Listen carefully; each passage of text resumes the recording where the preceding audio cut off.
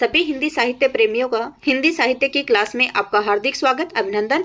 हम कर रहे हैं कहानियों से संबंधित महत्वपूर्ण क्लास। आज की हमारी कहानी है फणीश्वरनाथ रेणु की तीसरी कसम, जिसे उर्फ मारे गए गुलफाम के नाम से भी जाना जाता है।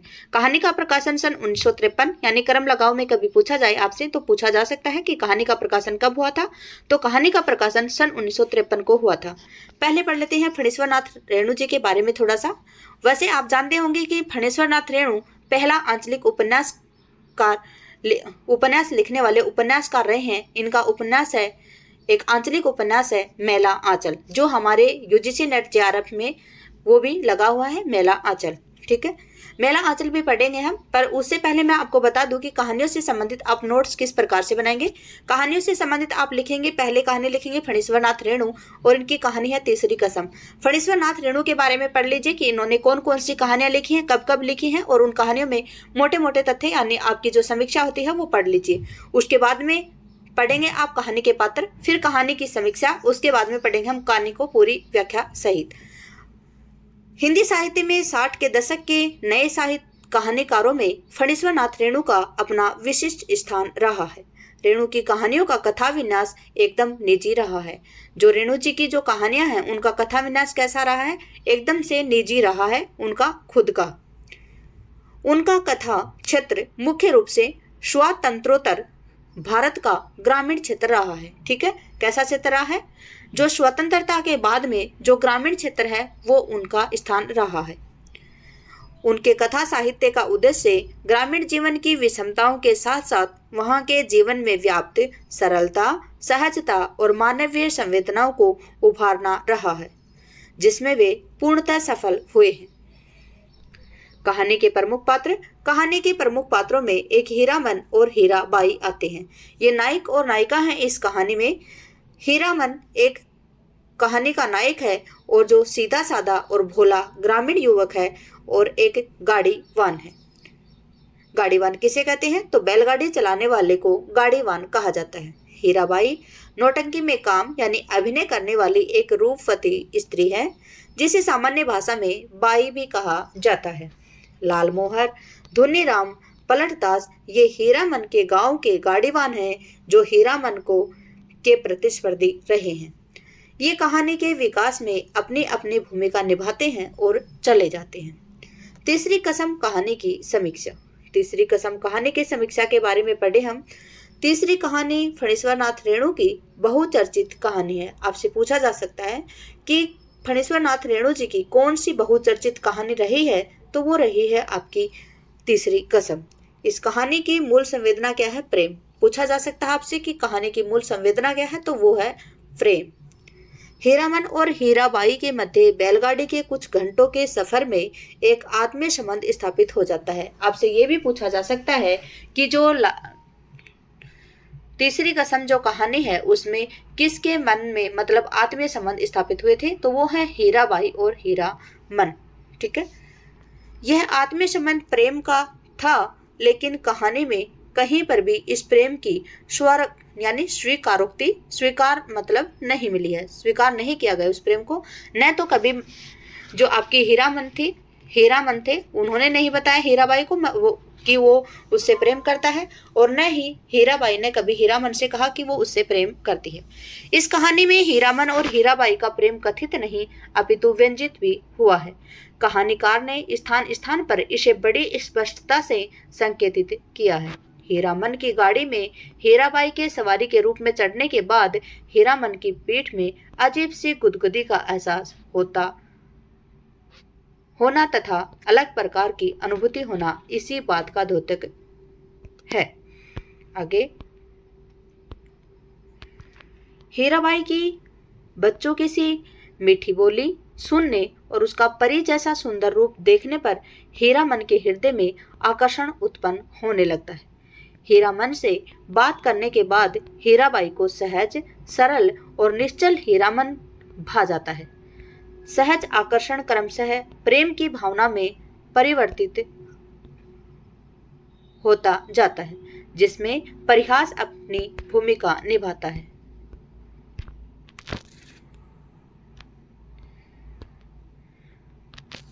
महुआ गटवारिन, यानी ये महुआ गटवारिन कौन है? तो जो हीरामन है वो हीराबाई का मन बहलाने के लिए एक महुआ गटवारिन की कहानी, उनको कथा है जो सुनाता है कौन? हीरामन। किसको सुनाता है? हीराबाई को। लोक कथा कहानी के में अर्थ के नए आयाम भरती है, जो कहानी की अर्थ व्याप्ति की दृष्टि से अत्यंत सार्थक है। कहानी के अंत में हीरामन से विदा लेते समय हीराबाई का कथन, महुआ घटवारिन को सौदागर ने खरीद जो लिया है गुरुजी, इस प्रकार से उसके प्रेम और साथ ही उसकी लाचारी को स्पष्ट करता है। यानी जब लास्ट में जो हीराबाई है वो नौटंकी करने के बाद में जब प्रोग्राम खत्म हो जाता है, जब वो ट्रेन में बैठकर जाती है, तब हीरामन को लास्ट में एक ही जवाब देती है। क्या देती है? कि तुम्हारी जो महुआ गटवारिन है उसको सौदागर ने खरीद जो लिया है गुरुजी, ये कहकर, और वह मन में टीस लिए हुए ट्रेन में बैठ जाती है, यानी रेल में बैठ जाती है और चली जाती है। इस कहानी की विशेषता घटनाओं या बाह्य स्थितियों के संयोजन में न होकर मानसिक स्थितियों के संयोजन तथा उनके विस्तार में अंकन करने में है। भावनाओं की गहरी जटिलता को प्रामाणिकता के साथ प्रस्तुत करने के लिए कहानी का कथानक लंबा हो गया है। मुख्यतः रचनाकार की मनोवृत्ति हीरामन के चरित्र और विचारों को उभारने में अधिक रमी है। पूरी कहानी में हीरामन के भाव और हरकतें ही अधिक मुखरित होना चित्रित हुई हैं। हीराबाई के मनोभाव के दर्शन सांकेतिक रूप से कहीं कहीं चित्रित हुए हैं। इस कहानी में प्रेम की भाव प्रवणता पूरी तरलता चंचलता के साथ व्यंजित हुई है। साथ ही इसकी विशेषता यह है कि यह निश्चल प्रेम तथा कथा कहीं भी मर्यादा का अतिक्रमण नहीं करती दिखाई दी है। देखिए, जो हीरामन है और हीराबाई है वो आपस में प्रेम की बातें जरूर करते हैं, लेकिन ओपनली वो नहीं करते हैं, और न ही यहाँ पे किसी प्रकार की मर्यादा को लांघा गया है। इसमें प्रेम को लेकर न तो बड़े बड़े दावे किए गए हैं और न ही लंबी चौड़ी कस्में खाई जाती हैं। वास्तव में पूरी कहानी में कहीं भी प्रेम का सीधा साधा प्रस्ताव तक नहीं है। यहाँ प्रेम व्यक्त करने को नहीं, बल्कि महसूस करने वाले खुशबू के रूप में अभिव्यक्त हुआ है। अपनी इसी विशेषता के कारण तीसरी कसम कहानी एक कालजयी रचना बन गई है। कहानी के शिल्प की विशेषता इसकी किस्सागोई शैली में है। वाक्य संरचना भी उसी के अनुरूप है। ऐसा लगता है कि जैसे हम कहानी पढ़ नहीं बल्कि सुन रहे हैं। एक एक पात्र, परिवेश तथा दृश्य हमारी आंखों के सामने गुजरते हुए प्रतीत होते हैं। यह कहानी वर्तमान में घटित होती चलती है। इस कहानी में पूर्वादीप्ति पद्धति, यानी जो इसे फ्लैशबैक कहते हैं, उसका सहारा भी लिया गया है। जब हीरामन अपनी पहली दो कस्मों के प्रसंग में याद करता है, पहली कसम बांस ढोने पर हुई दुर्घटना के कारण पिटाई पर, क्या दे दिया गया है यहाँ पे? पहली कसम बांस ढोने पर हुई दुर्घटना के कारण पिटाई होने पर जो खाई थी, अब कभी बांस नहीं ढोएगा। देखिए, उसने पहली कसम कौन सी खाई थी? तो पहली कसम खाई थी उसने क्या, कि कभी भी बांस की लदनी नहीं करेगा। यहाँ पे यही स्पष्ट किया गया है। दूसरी कसम कौन सी थी? तो दूसरी कसम थी कि चोर बाजारी का सामान वो कभी भी नहीं लादेगा।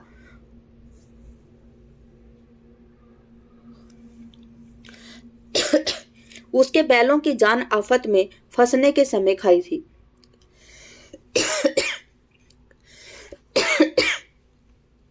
कभी चोरी का माल नहीं ढोएगा। तीसरी कसम कंपनी की महिला को अपनी गाड़ी में न बिठाने के संदर्भ में खाई है। देखिए, इनकी जो तीनों कसम है वो आप याद रखेंगे, ठीक है।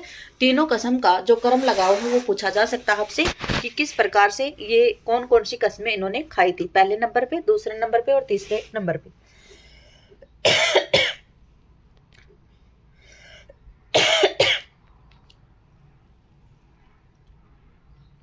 सॉरी, यहाँ से दिल के मामले में काफी घाटा हुआ था। इस प्रकार कहानी का शीर्षक तीसरी कसम भी सार्थक सिद्ध होता है।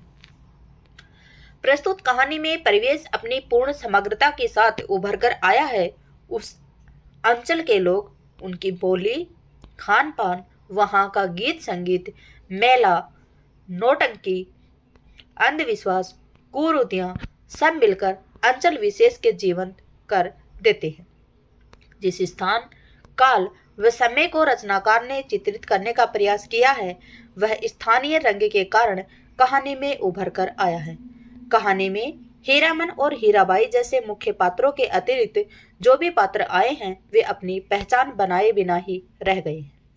पात्रों के संवाद और स्वगत कथनों के माध्यम से हम उनसे परिचित होते चलते हैं। इस प्रकार कह सकते हैं कि तीसरी कसम कहानी फणीश्वर नाथ रेणु की एक कालजयी रचना रही है। यह कहानी 5 दशक बाद भी पाठकों को उतना ही प्रभावित करती है जितना कि अपने रचना काल में करती थी। बहुत ही महत्वपूर्ण कहानी है ये, आज भी वैसी ही लगती है जैसे आज की कहानी है। अब करते हैं हम कहानी की शुरुआत। मारे गए गुलफाम उर्फ तीसरी कसम। फणीश्वर नाथ रेणु की कहानी है ये। हीरामन गाड़ीवान की पीठ में गुदगुदी लगती है। पिछले 20 साल से गाड़ी हाँकता है हीरामन बैलगाड़ी। सीमा के उस पार मोरंगराज नेपाल से धान लकड़ी ढो चुका है। कंट्रोल के जमाने में चोर बाजारी का माल इस पार से उस पार पहुंचाया है, लेकिन कभी उसे ऐसी गुदगुदी नहीं लगी जैसे आज उसकी पीठ में गुदगुदी लग रही थी। कंट्रोल का जमाना है, हीरामन कभी भूल सकता है उस जमाने को। एक बार 4 खेप सीमेंट और कपड़े की गांठों से भरी गाड़ी जोगबानी में विराटनगर पहुंचने के बाद हीरामन का कलेजा फोक्ता हो गया था। फारबिसगंज का हर चोर व्यापारी उसको पक्का गाड़ीवान मानता है। याद रखेंगे किस क्षेत्र का यहाँ पे जिक्र हुआ है, तो फारबिसगंज का जिक्र यहाँ पे हुआ है। उसके बैलों की बढ़ाई बड़ी गद्दी से के बड़े सेठ जी खुद करते हैं अपनी भाषा में। यानी जो हीरामन है उसकी गाड़ी की, उसके बैलों की बढ़ाई खुद करते हैं कौन? सेठ साहूकार। गाड़ी पकड़ी गई 5वीं बार सीमा के इस पार तराई में। यानी 5वीं बार जब उसकी गाड़ी पकड़ी गई थी तराई में, तब का वो जिक्र कर रहे हैं। महाजन का मुनीम उसी की गाड़ी पर गांठों के बीच में चुक्की मुक्के लगाकर छिपा हुआ था।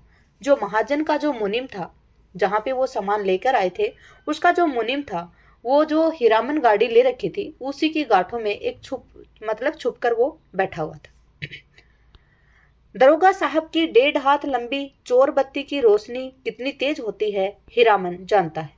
1 घंटे के लिए आदमी अंधा हो जाता है और एक झटक भी पड़ जाए आंखों पर तो रोशनी के साथ कड़कती हुई आवाज, ए गाड़ी रोको साले गोली मार देंगे। यानी जब वो गाड़ी लेकर जा रहे थे, क्योंकि उसमें जो चोर बाजारी है उसका सामान रखा हुआ था गाड़ी में, और जो मुनीम है वो जो हीरामन है उसी की गाड़ी के बीच में बैठा हुआ था, यानी गट्ठों के बीच में।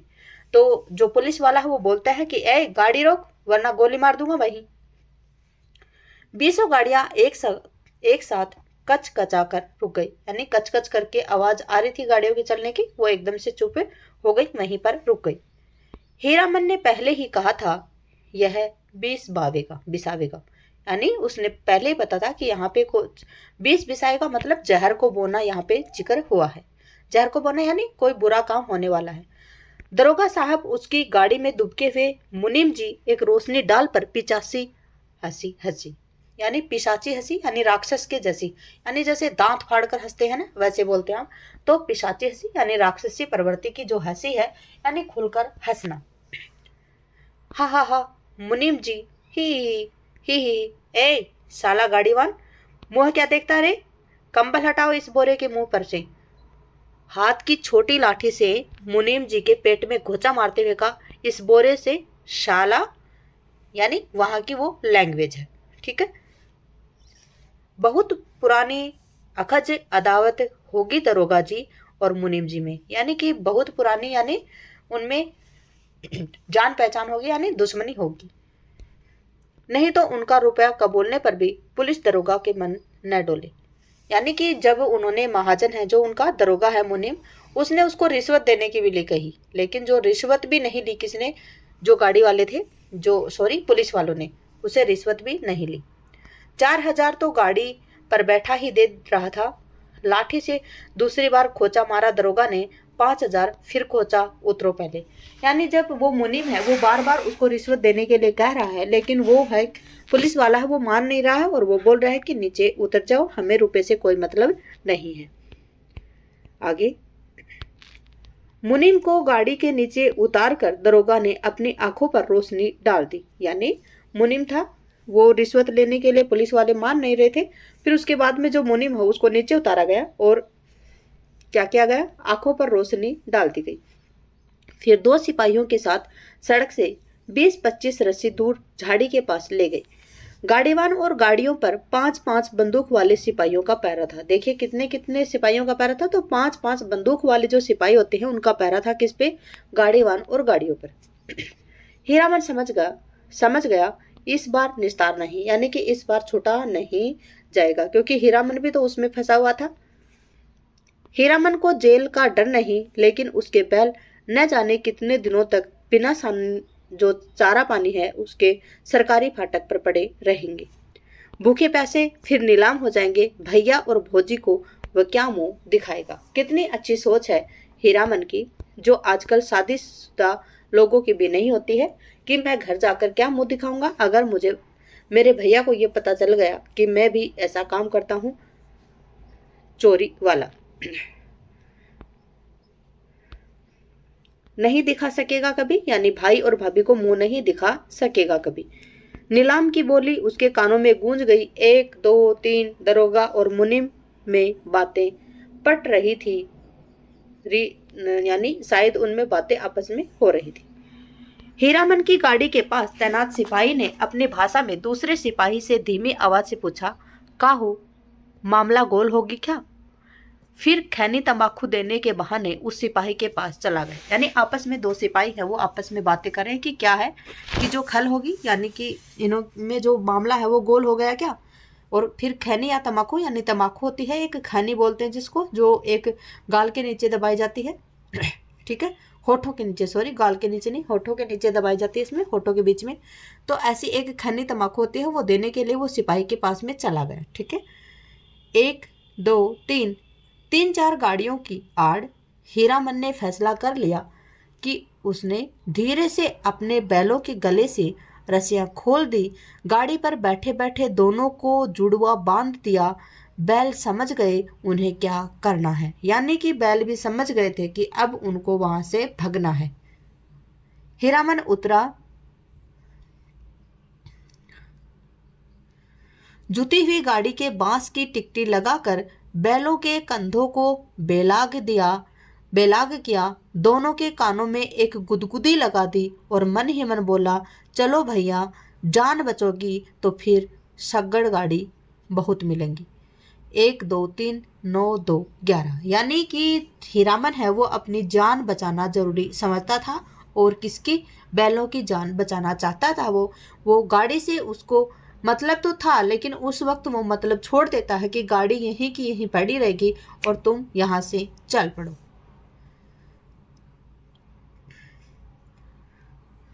गाड़ियों की आड़ में सड़क के किनारे दूर तक घनी झाड़ी फैली हुई है। दमसाद कर तीनों प्राणियों ने झाड़ी को पार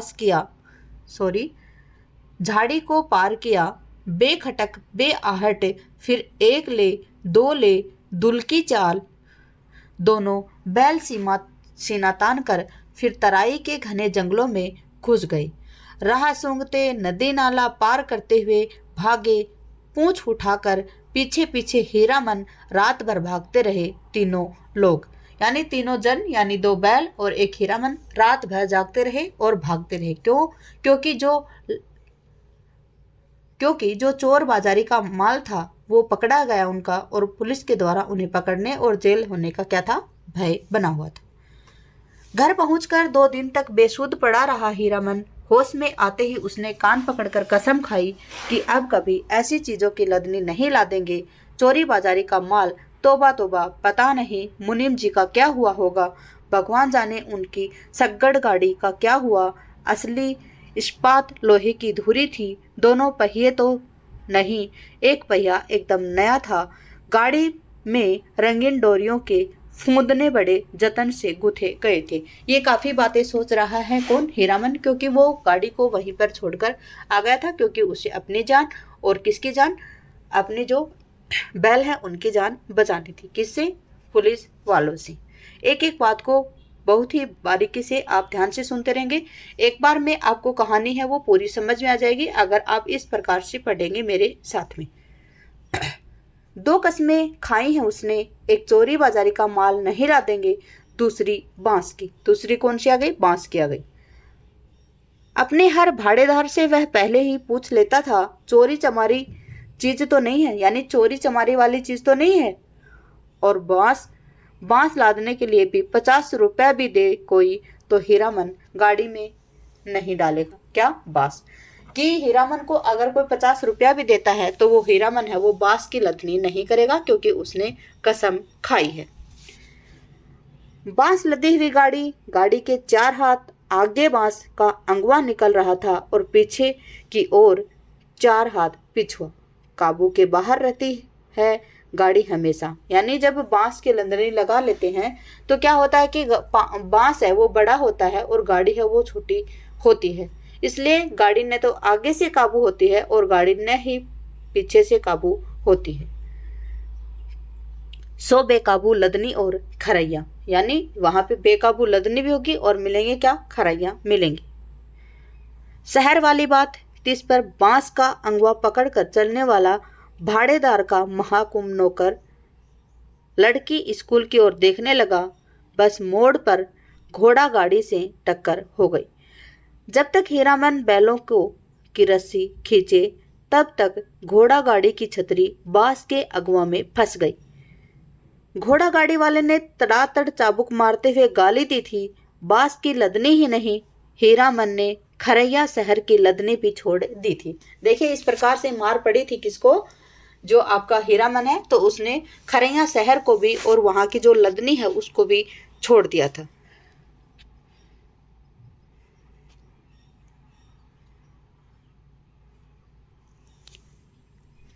उसके बाद में और जब फारबिसगंज से मोरंग का भाड़ा ढोना शुरू किया तो गाड़ी ही पार। कई वर्षों तक हीरामन ने बैलों को आधी दारी पर जोता, आधा भाड़ा गाड़ी वाले का और आधा भाड़ा बैल वाले का। ठीक है, उन्होंने किस प्रकार से गाड़ी जोता? तो उन्होंने गाड़ी जोती कि 6 महीने तक, यानी उसको आधा भाड़ा किसका? गाड़ी वाले का होगा और आधा भाड़ा किसका होगा? उसका स्वयं का होगा, यानी उसकी क्या है? बैलगाड़ी है। गाड़ी वन करो मुफ्त, आधी दारी की कमाई से बैलों के पेट नहीं भरते। पिछले साल ही उससे अपनी गाड़ी बनवाई थी, लेकिन किया क्या जाए। देवी मैया भला करे, उस सर्कस कंपनी के बाग का पिछले साल इसी मेले में बाग गाड़ी को ढोने वाले घोड़े मर गए थे। चंपानगर से फारबिसगंज मेला आने के समय सर्कस कंपनी के मैनेजर ने गाड़ीवान पट्टी में ऐलान करके कहा, जो रुपया भाड़ा मिलेगा। 1-2 गाड़ीवान राजी हुए, लेकिन उनके बैल बाग गाड़ी से 10 हाथ दूर ही डर के ठिकरने लगे थे। रस्सी तुड़ाकर भागे। हीरामन ने अपने बैलों की पीठ सहलाते हुए कहा, देखो भैया, ऐसा मौका फिर नहीं मिलेगा। मौका अपनी गाड़ी बनवाने का नहीं तो फिर आधे दारी का।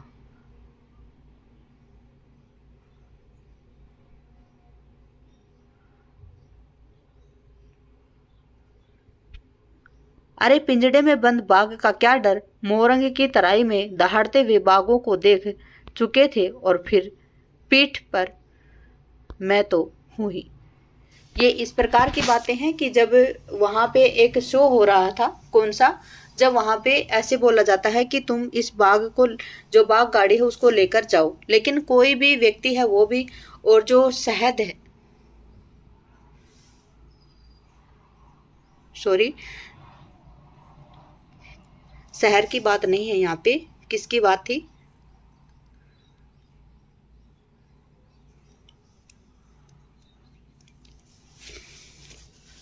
पिंजड़े में जो बंद बाघ है उससे डर नहीं करना है, डर नहीं लगना है। और उसको बताता है वो कि आप ऐसे चलो कि वो बाघ है ना, वो तो ऐसे ही दहाड़ता है और मैं ही साथ हूं तुम्हारे। किसको बोलता है? वो बैलों को बोलता है। और वो बाघ गाड़ी है उसको वो हाँके ले जाता है तो उसे इनाम के रुपए मिलते हैं। ठीक है, गाड़ीवानों के दल में तालियां पटपटा उठी। एक साथ सभी की लाज रख ली हीरामन के बैलों ने। हुक्म कर, आगे बढ़ गए, बाग गाड़ी में जुट गए। एक एक करके सिर्फ दाहिने बैल ने जुतने के बाद में ढेर सा पेशाब किया। हीरामन ने 2 दिन तक नाक के कपड़े की पट्टी नहीं खोली थी। बड़ी गद्दी से बड़े सेठ जी का एक नक बंधन लगाए बिना बगाइन गंध बर्दाश्त नहीं कर सकता था कोई। कितनी गंध वहां पे आ रही थी। बाग गाड़ी की गाड़ीवानी की है। हीरामन ने कभी ऐसी गुदगुदी नहीं लगी पीठ में। आज रह रहकर उसकी गाड़ी में चंपा का फूल महक उठा है। पीठ में गुदगुदी लगने लगी है। अंगोछे से पीठ झाड़ लेता है, यानी उसको बार बार जो औरत बैठी है उसके कारण उसको गुदगुदी लग रही है और बार बार अंगोछा यानी तौलिया है उससे अपनी पीठ को झाड़ लेता है। हीरामन को लगता है कि 2 वर्ष से चंपानगर मेले की भगवती मैया उस पर प्रसन्न है। पिछले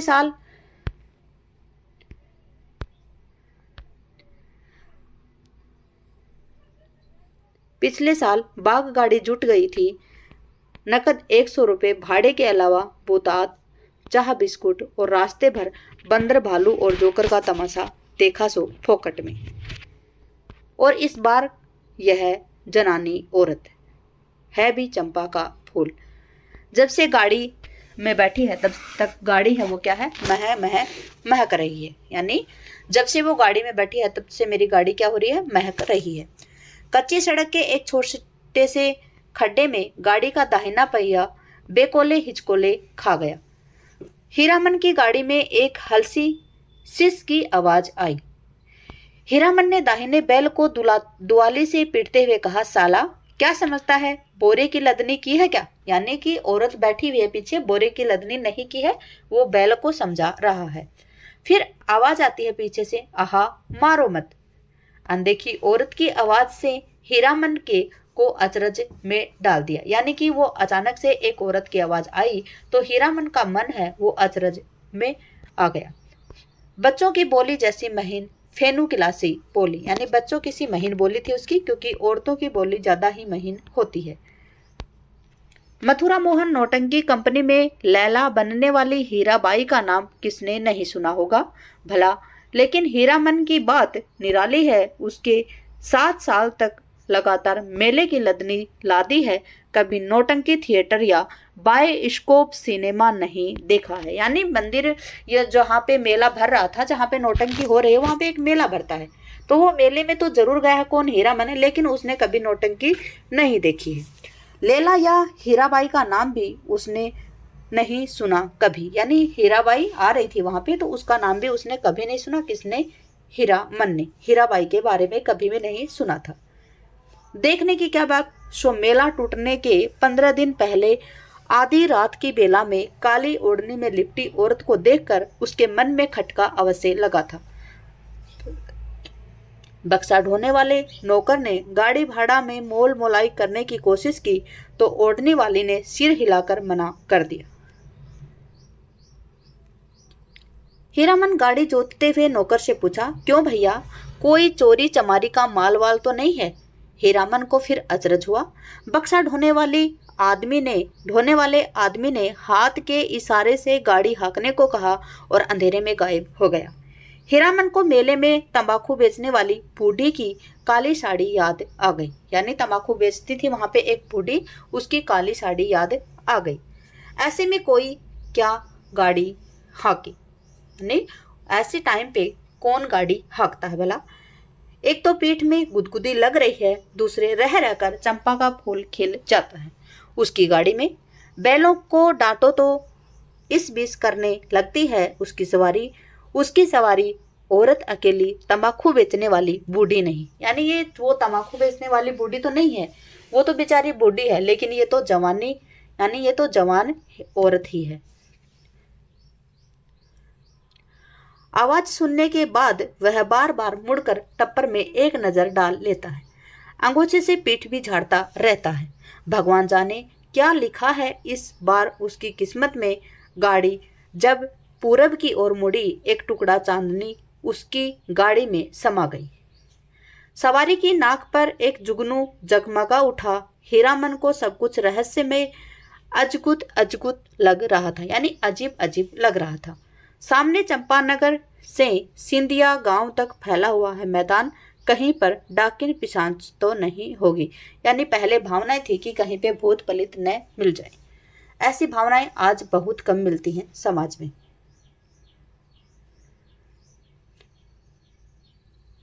हीरामन की सवारी ने करवट ली, चांदनी पूरे मुखड़े पर पड़ी तो हीरामन चीखते चीखते रुक गई।